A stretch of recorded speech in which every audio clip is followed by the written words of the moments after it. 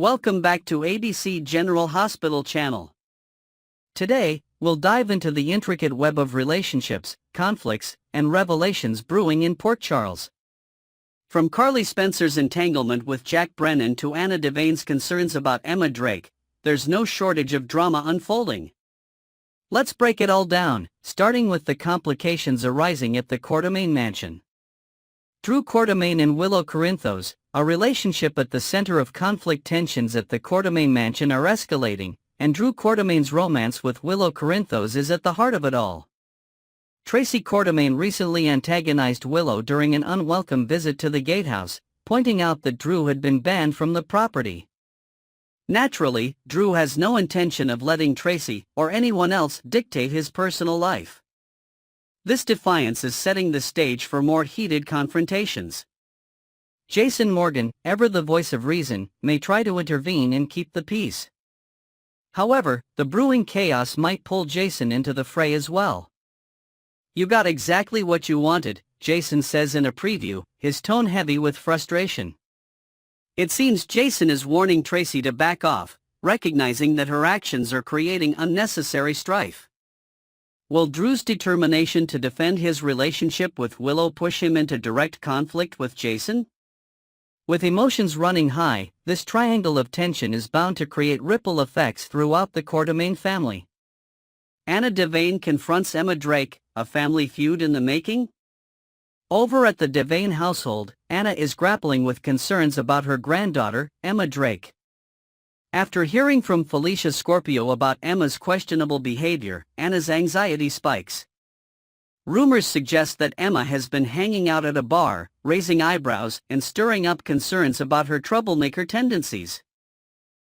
As a woman who has faced her fair share of danger and made countless sacrifices for her family, Anna struggles with the idea of Emma veering off course. A confrontation between the two is inevitable, and it's likely to be an emotional one. Anna's protective instincts will clash with Emma's independence, creating a moment of tension that could redefine their relationship. Could Emma be hiding something deeper behind her rebellious actions, or is this just the latest phase in a young woman's journey to find herself? Harrison Chase and Brooke Lynn Quartermaine face devastating news. Harrison Chase is reeling after receiving life-altering test results from the hospital. Brooke Lynn Quartermaine, ever supportive, stands by his side as they process the difficult news. Willow Corinthos was the one to deliver the results, revealing that Chase is unable to father a child. This revelation is a heavy blow for Chase, who had been harboring dreams of starting a family someday. Brooke Lynn, too, feels the weight of this news. While she has always been a fighter, the prospect of a future without children adds a new layer of complexity to her relationship with Chase.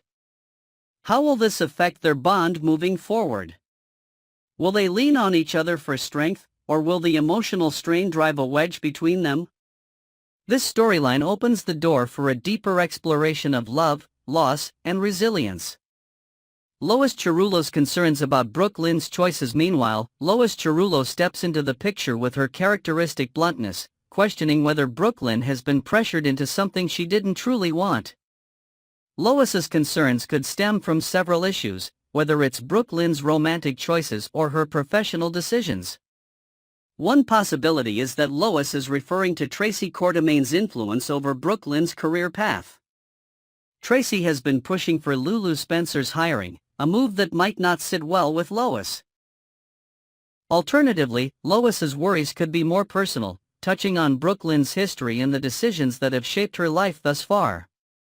Regardless, Lois's protective nature adds an intriguing dynamic to this unfolding storyline. Portia Robinson and Alexis Davis, a heartbreaking revelation at General Hospital. Alexis Davis seeks answers from Portia Robinson regarding her daughter, Sam McCall. What she learns is devastating. Sam's death was no accident. Portia's confession that Sam was deliberately targeted leaves Alexis reeling, grappling with a fresh wave of grief and anger. This revelation raises urgent questions: who wanted Sam dead, and why? Alexis's determination to uncover the truth will undoubtedly put her on a collision course with those responsible. Will this investigation bring Alexis closer to justice or further into danger? The emotional weight of this storyline is sure to resonate with fans as Alexis fights to honor her daughter's memory. Trina Robinson offers support to Kai Taylor. Trina Robinson's compassionate nature shines as she steps up to support Kai Taylor, who is struggling to come to terms with life-changing news. After learning he'll never play football again, Kai finds himself adrift, unsure of what the future holds. Trina, however, refuses to let him spiral. Gently but firmly, she encourages Kai to explore other career paths, reminding him that his life's worth is not defined by football alone. Trina's unwavering support not only provides Kai with a lifeline but also highlights her growth as a character. Will her encouragement help Kai rediscover his purpose, or is his journey toward acceptance just beginning? Carly Spencer and Jack Brennan, a complicated connection. Carly Spencer's relationship with Jack Brennan continues to evolve, marked by moments of both warmth and tension. Carly can't help but question Brennan's sudden kindness toward her, suspecting that there's more to his actions than meets the eye. Brennan, in turn, might admit that he's trouble and warn Carly not to get too close. Despite these red flags, Carly remains drawn to Brennan, choosing to focus on his good qualities rather than the potential risks. Their bond is one of mutual intrigue, but it's also fraught with uncertainty. Is Brennan hiding a secret that could threaten their connection? Or is Carly simply overanalyzing his motives? Whatever the case, their dynamic promises to keep viewers guessing. What's next for Port Charles? The drama in Port Charles is as tangled as ever, with secrets, relationships, and personal struggles colliding in unexpected ways. From Drew's defiance at the Quartermaine mansion to Carly's complicated relationship with Brennan, each storyline is building toward explosive revelations. Meanwhile, Alexis's quest for justice, Trina's support for Kai, and Anna's concerns about Emma add emotional depth to the unfolding drama. As these narratives intertwine, one thing is certain: the residents of Port Charles are in for a roller coaster of emotions. Will Drew and Willow overcome the obstacles in their path? Can Carly navigate her connection with Brennan without getting hurt? And will Anna's confrontation with Emma bring them closer or drive them further apart? Next, we'll delve into the dramatic twists and emotional turns unraveling in Port Charles. From Sonny Corinthos' family dynamics to Nina Reeves' struggles with Drew, and Willow Tate's attempts to rebuild her life, every storyline is brimming with intrigue. Let's break it all down, starting with Chase's unexpected visit to Willow at the gatehouse. Chase visits Willow, a moment of support and unexpected news. Harrison Chase's arrival at the gatehouse brought both comfort and tension for Willow Tate.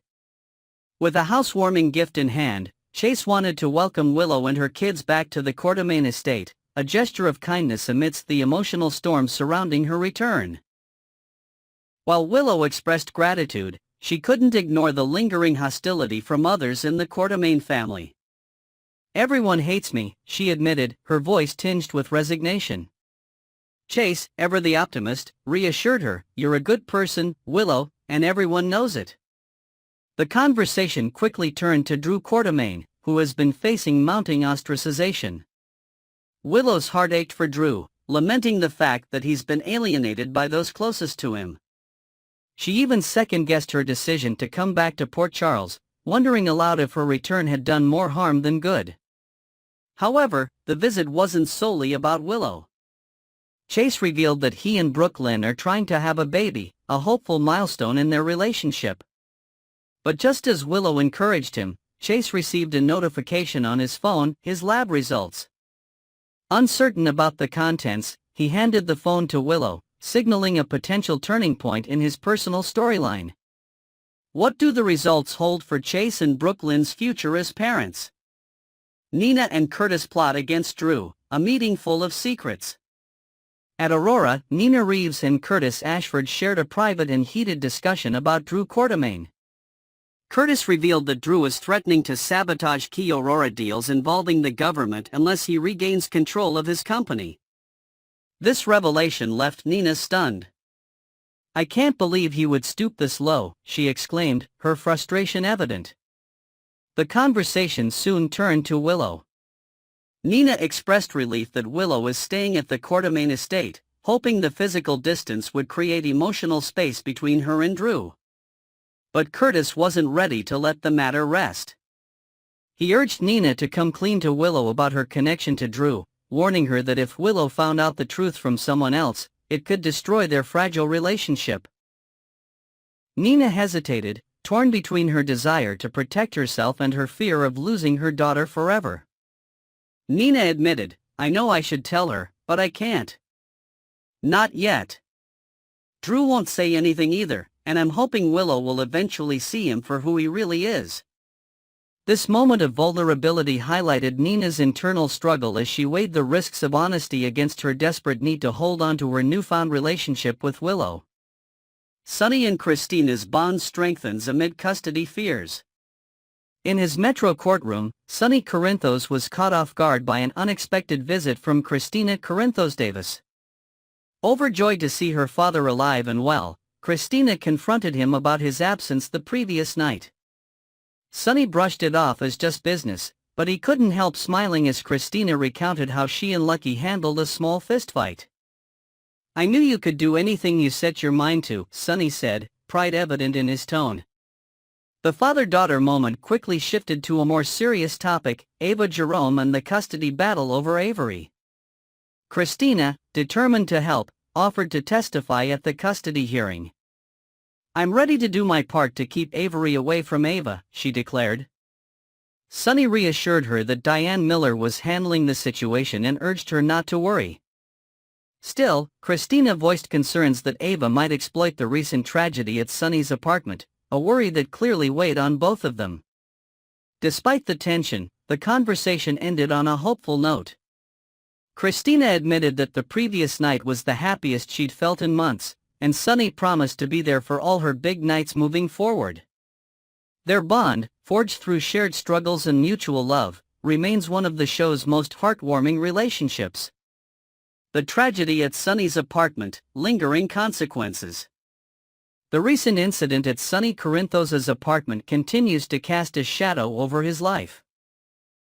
The explosion, which was initially intended for Sonny, left Michael Corinthos with severe injuries. While Michael recovers, Sonny remains determined to uncover who orchestrated the attack. The threat of Ava using this tragedy to her advantage in the custody battle adds another layer of stress to an already fraught situation. Sonny's ability to navigate these challenges while maintaining his composure speaks to his strength as a character. However, the weight of these events is beginning to take its toll, leaving fans wondering how long Sonny can hold everything together. Christina's growth and determination. Christina's role in the storyline highlights her growth as a character. From stepping up to handle a bar fight to offering to testify in the custody case, she's proving that she's more than capable of handling the challenges life throws her way. Her relationship with Sonny serves as both a source of strength and a reminder of the complexity of family dynamics in Port Charles. Christina's determination to protect her younger sister, Avery, showcases her loyalty and fierce protective instincts. It's clear that she's willing to go to great lengths to support her father and ensure Avery's safety. But will her involvement in the custody case create new tensions within the Corinthos family? What lies ahead for Port Charles? As the storylines converge, the stakes in Port Charles couldn't be higher. Chase's lab results could change the trajectory of his relationship with Brooklyn, while Nina's decision to hide the truth from Willow threatens to derail their fragile bond. Meanwhile, Sonny's battles on multiple fronts, custody, his family's safety, and the lingering threat of enemies, continue to test his resolve. Christina's growth and determination are a beacon of hope amidst the chaos, but her involvement in Sonny's custody battle could create unforeseen complications. Will Sonny and Nina's secrets come to light at the worst possible moment? And how will Drew's actions at Aurora affect his relationships and reputation moving forward? Next, we're diving deep into the mysteries, rivalries, and emotional twists in Port Charles. From Lucky and Liz's undercover work to Jason's escalating concerns about Sidwell, and Laura's heartfelt conversation with Lulu, this week is packed with revelations and drama. Let's unpack it all, starting with Lucky and Liz's unexpected visit to Turning Woods. Lucky and Liz's covert mission at Turning Woods. Lucky Spencer and Elizabeth Weber dropped by Turning Woods on a delicate mission, seeking critical information about Cyrus Renault's former patients. Liz, leveraging her status as a nurse, hoped her colleague Tara could assist them. However, upon arrival, they were informed that Tara had called out sick. A second nurse offered to help instead, and Lucky immediately recognized her from the chaotic night his sister escaped. In a rare moment of vulnerability, Lucky apologized for his behavior that evening, admitting he had been too intense. The nurse, seemingly charmed by Lucky's candor, agreed to help. Lucky spun a clever story, explaining that Cyrus Renault, his uncle, had asked them to gather the names of patients he had visited and who had since passed away. His excuse? To send condolence cards to their families. Liz backed him up, adding credibility by emphasizing her own nursing background and her connection to Tara. The ruse worked, and the nurse gushed about how kind Cyrus was, a sentiment that left Lucky and Liz quietly fuming. As the nurse printed off the list, a new complication arose. The Turning Woods manager appeared, immediately recognizing Lucky. The tension was palpable as the manager's disapproval threatened to derail their plan. Will Lucky and Liz be able to talk their way out of this sticky situation, or will their cover be blown, jeopardizing their investigation? Laura and Lulu's emotional conversation about family. In her office, Laura Collins received a surprise visit from Lulu Spencer, who came to discuss a pressing concern, Lucky's involvement with Jen Sidwell. Lulu shared her fears that Lucky, like their father Luke, might be consumed by a quest for revenge. She worried that Sidwell's relocation to Port Charles could push Lucky toward dangerous decisions, potentially dragging their family into further turmoil. "I just want him to live in peace," Lulu admitted, her voice heavy with emotion. "It's what's best for Aiden and selfishly for me, too. I just got both my kids back." Laura, ever the nurturing mother, reassured Lulu while acknowledging her own anxieties. The two reflected on their family's recent hardships, from Nicholas's imprisonment to Lulu's long recovery from her coma. Lulu's realization that she had made much of her return about herself added a layer of poignancy to their discussion. "I haven't even stopped to think about how you felt," she confessed, her eyes welling with tears. Laura, however, didn't dwell on the past. "I wasn't alone," she said softly. "I had Kevin, and I had hope." The mother-daughter exchange ended with a bittersweet laugh as Lulu joked, "At least Nicholas is easy to find now." For a family that has endured so much loss and separation, this moment of connection underscored the resilience that binds them together. Jason's determination to take action against Sidwell. Meanwhile, Jason Morgan met with Anna Devane to discuss Jen Sidwell's recent move to Port Charles. Anna, ever the professional, informed Jason that Sidwell was expanding his business operations into North America, using Port Charles as his hub. However, despite her concerns, Anna revealed that there were no active warrants for Sidwell's arrest, and Sasha Gilmore's kidnapping had never been officially reported. Jason's frustration was palpable. He came to town just as Sonny was targeted. "That can't be a coincidence," Jason argued, his voice edged with tension. Anna attempted to rein Jason in, explaining that the evidence from Sonny's apartment explosion and the warehouse attack was still under review. But Jason wasn't willing to wait.